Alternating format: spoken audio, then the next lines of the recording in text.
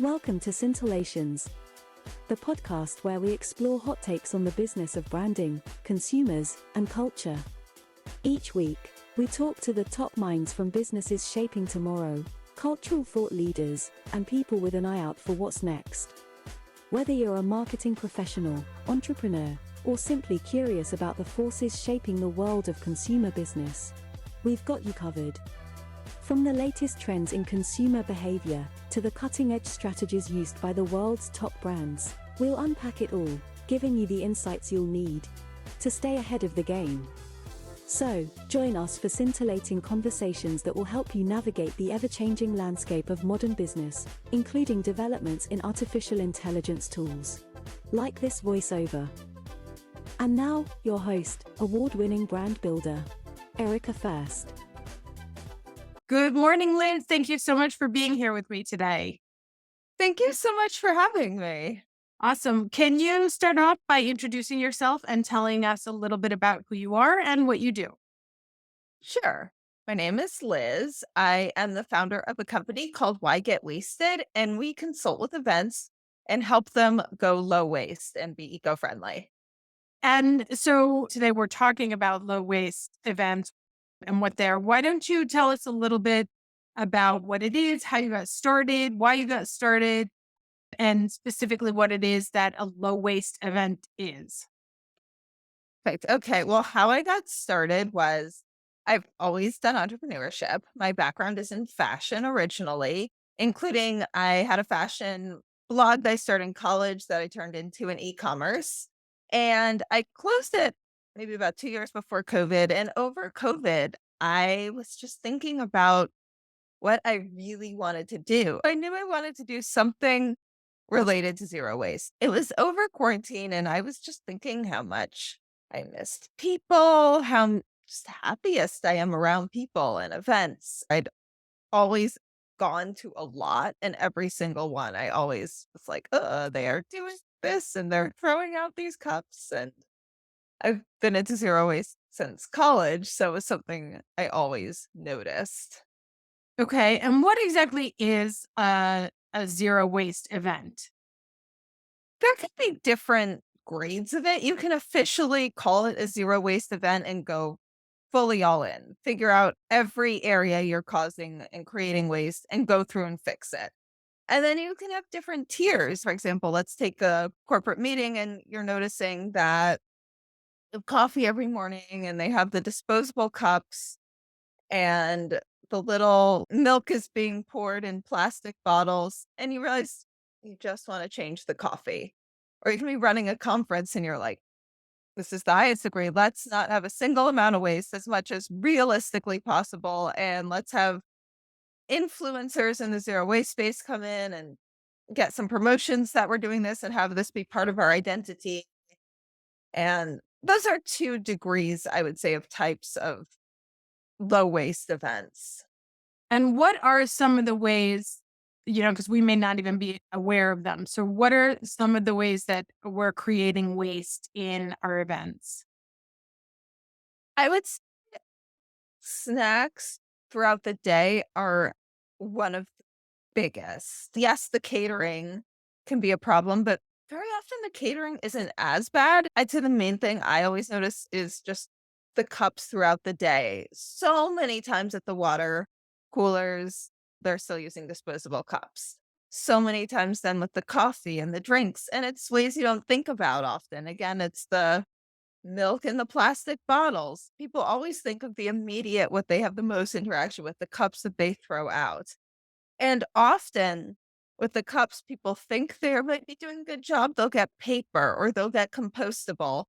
But a lot of the stuff that's called compostable isn't composted unless it's handled exactly a certain way, washed, and then taken to often a commercial compost facility. So people are thinking they're doing the right thing, but they're not. And often, even times, paper cups are still covered in a layer of plastic. And a lot of behind the scenes, like even if you were to get very eco-safe cups, maybe they're packaged in plastic and then flown on planes to the events.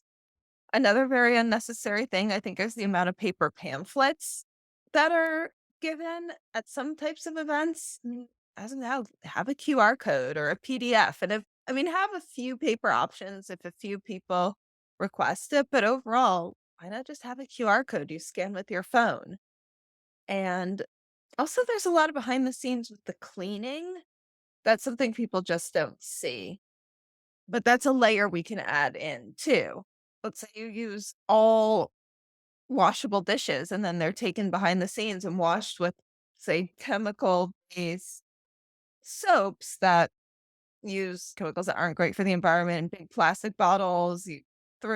Four bottles are used to clean them. Just as one example, most likely they're put in commercial grade dishwashers, but nevertheless, what are all the cleaning products packaged in, and what chemical components are the cleaning products made of? And I think people don't think of all the behind the scenes aspects. And why would they? It's not in front of their face. And we have behind the scenes options we can offer companies. Okay. So now are we talking about events that are, it's talking about corporate events. How big can you scale?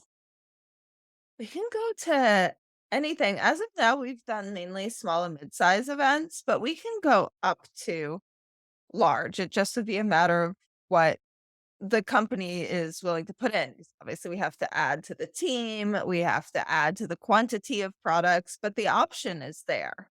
So let's say I'm a large company. I am doing my annual sales managers meeting. There's a couple thousand of us. What would you do to structure it so that and let's say we want to do a zero waste, like we commit to doing zero waste. How would you set us up? Okay, so let's say it's a dinner and then mingling. So first of all, I'd go through the menu with you and I would find a caterer that we were going to work with. And we would go with the caterer, talk about the types of foods they're buying, the eco impact of the foods. We would then figure out where they were buying them from, because you can get large quantity foods from farmers markets if you pre-order from certain stands, for example. And we would work with them to say, what kind of packaging is the food being put into when you pick it up? Are you getting a bunch of still really eco-friendly fish wrapped, each one individually in plastic, or is there a way they can all be put into a box? So that would be one of the big parts, is where's the food coming from? When the food's brought, is it all wrapped in trays covered in plastic, or is it being brought in tins with lids? There's a lot of legality of how the food is covered, and we'd have to work with caterers, but there is a way where the tin could be covered. That would be one aspect. And then again, there most likely might be a mingle or a time speaker, maybe before or after food. And again, that would go to what is going on at the water cooler and at coffee machines. Are they using, again, some of the worst are those little plastic individual packages of coffee. No, there's so many ways you can get coffee. You can get it put into boxes. It doesn't have to be put into plastic packaging. Where's all that coming from? Same with the milk. There's a lot of milks you can get in glass bottles that's returnable. So that would be part of it. Again, I had mentioned the pamphlets. So don't give out paper pamphlets to everybody. Do scanner codes. I assume tables would also have displays and decorations, and the event might have decorations. That is a huge issue that people don't talk about a lot. Very often flowers come and there's, you know, really a very uneco story behind where they came from, and they come wrapped in plastic, and as soon as they're done, they're tossed in the garbage. So you can find how, if you're ordering in bulk, companies are going to really want to work with you too. So where are the flowers coming from? What are they packaged in? Is there a decorations that are just little plastics? And then what's done with the excess food, excess flowers? Because those can all be composted. And again, like other displays, like there'll be structures built, or those cause huge waste. Those are often just built with materials that are then tossed in the trash. And, if this is a corporation, maybe build one thing that you reuse every year. And then the cleaning system at the end is one. If you can find a location that's carbon neutral, that if you have to do it in your office, you have to do it in your office. But an ideal would be to do it in a place that's carbon neutral. And then there would be little things that would be unique to the idea of your event. Oh, and then if there's giveaways and gift bags and name tags, I can't tell you how often I go to places where they have disposable name tags, even just the little sticky ones. Like, why? You can have name tags that are washable and reusable. That's actually, you can get those.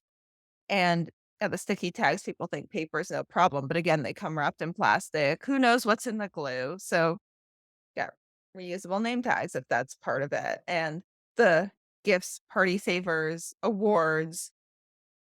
I mean, how many times do you go to get party favors? Do you ever like them? Usually you don't. And I mean, they're cute. Like, you're like, oh, this is fun. And then you have a little plastic thing sitting in your home forever, or you just toss it out. So have the party favors, something people can really use, or awards, something people can really use. And if it's huge awards, like maybe someone is awarded a company trip, you can figure out maybe where are they staying. You can go all the way to the level of offering like an eco-friendly hotel, flying. There's really no choice, but you can look into carbon offsets for some things that you just have absolutely no choice on. Like, we have to fly. We have to be realistic that we live in the world and not give up our whole lives. So those would be the ways. And I'm sure there are ways I hadn't thought of that. I'd sit down, go through every detail with the company of how they picture the event and offer them solutions. And are you finding there's a lot of carbon neutral locations available for events? No, No. there's it's hard to find. There's a few, but not a lot. I'm guessing that's something that's going to be expanding. And what other, so amongst this sort of like A to Z, because obviously that was very comprehensive of everything. I think some people might be like, okay, get rid of the single use plastic. But then, as you said, well, what are they using to wash the silverware with? How's it being transported, et cetera, et cetera? What are some of the new businesses that you see growing up around this idea of zero waste events? Oh my god, there's so much. One I mentioned was name tags. If people are making washable name tags, Mm, there are some flower companies that are doing eco-friendly flowers and how they're grown, how they're raised. There is a company that picks up all food waste and donates it and composts any that is not donatable. There are, I've heard of gift bag companies that are doing zero waste gift bags. Yeah, those are a few. And I know there's some that even do like low waste, eco-friendly decorations. Like, balloons are a big thing. And if you had a wish list of like, I wish these companies that provide this service would be born tomorrow, what companies would they be? Oh god. I think the number one thing that's most concerning right now are microplastics. So it would be everything that tackles the level of single-use plastics that you see. And I think most prevalent, and I think there are some companies doing this, but I think most prevalent are water and coffee, especially as a lot of the paper cups secretly have a layer of plastic in them. And it would be a company that works with coffee, the full process, because part of it's the milk, the sugars, all that extras that even in a bring your own cup, there's still most milk is in plastic or not super eco-friendly situations. So, yeah, one that's like A to Z eco-friendly coffee, because that's just everywhere you go. Although there's Mm. a lot of ideas I have, but that's I think maybe the one that would target the most types of events. And I'll add teas to that too. They also offer teas, and a lot of those tea bags are much worse than we realize. A lot of them have little microplastics. And I think microplastics are the most insidious because people just don't even realize they could think they're plastic free and they're not. I can tell you. I mean, as someone who does low waste and very into being plastic free, there's like every day I'm finding out, oh, I thought this thing I'm using didn't have plastic, but it does. So So what's that list for those of us who don't know this? Because obviously you do the research because this is your passion. What Yes. should I be aware of? Well, one thing I was saying are some of the tea bags and paper cups can be one. If you have a dog, so poop bags, a lot of the compostable poop bags don't actually get composted and they're actually, and this goes for other things other than poop bags. That was the thing I was just um, redoing is a lot of them are, they're called compostable, but they just break down faster into microplastics. So how does a consumer know? Because a lot of things have, like you say, the poop bags that say that they're compostable, but actually what it means is that they just break down faster into microplastics. How are we what should we look for to see if something is genuinely recyclable? So this is the huge problem is this is why it needs to be so much more on companies. It's hidden in so many ways. I think there has to come a piece that we can only do so much because we can't do this perfectly. And we really do have to focus a lot more on legislation and companies. So there's just going to be a lot more innovations coming out that are being tested too. So it's going to be easier. For example, mushroom packaging. We'll see where that goes. And You mentioned things like mushroom packaging. What are other innovations that you've seen come up? so this one is so cool. I hope it comes out. There's one that's a seaweed based packaging that they're thinking of making for water instead of water bottles, like these seaweed pods, and then you can eat them too. That's Oh, one I think is the so little cool. balls, right? Yes. Yeah, Yes. in those. I love that. I used to work in fashion, so I'm really excited about a lot of the leather replacements. For example, I guess again, some are with mushrooms. I'm not sure exactly all of them, but they're looking into plant-based leathers because as of now, there's either leather, which is really not great. You know, if you look at how the animals treated and the impact of animal farming, that's, not like grass-fed, small farm, and then fake leather, or they'll call it vegan leather, often is just filled with plastic. So they're looking into, I believe, a mushroom-based leather as well as I have to check what other materials. And then this I think is so great for You were talking about the vegan leathers have plastic in them? a lot do. Not again, it's really research each one. Not all, but a lot of them just use plastic. That A lot of plastics. that's interesting because it seems Yeah. such a like positive solution. You can Yeah. get thing out of a plant. But yeah, if they There were are plant-based ones, but there are a lot that have a lot of plastic in them too. that's interesting. Okay. So let's say I'm a company. I'm really interested in this. Gonna be honest, it sounds expensive and difficult. Are there any ways that I can actually save money by going zero waste? Yes, definitely, especially long term. Also, I offer different packages too where you can do a lot of your work yourself. I'll do an assessment and you can implement it yourself. That's one option. But in terms of long term, you definitely save money long term. Maybe you have to invest a little bit, but let's say, for example, displays. You're buying reusable displays, for one example, and you're not going to have to ever pay for them again. Get some beautiful branded table centers made instead of, whatever disposable arrangements you would normally have. That's just one concrete example.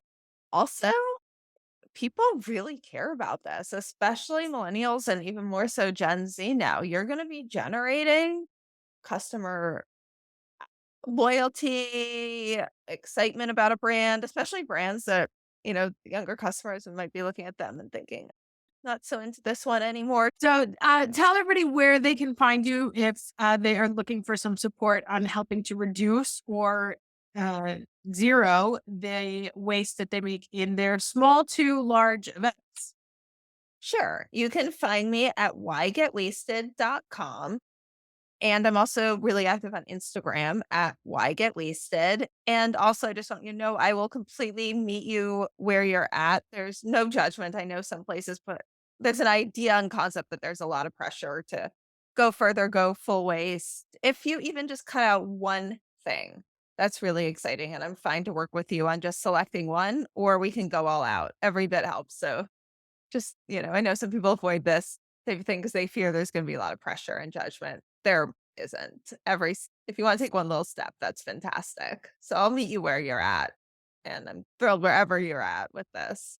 Awesome. Well, thank you so much for your time today, Liz. Thank you so much for having me. This was such a fun conversation. Oh, thanks. Hope to see you again. Definitely.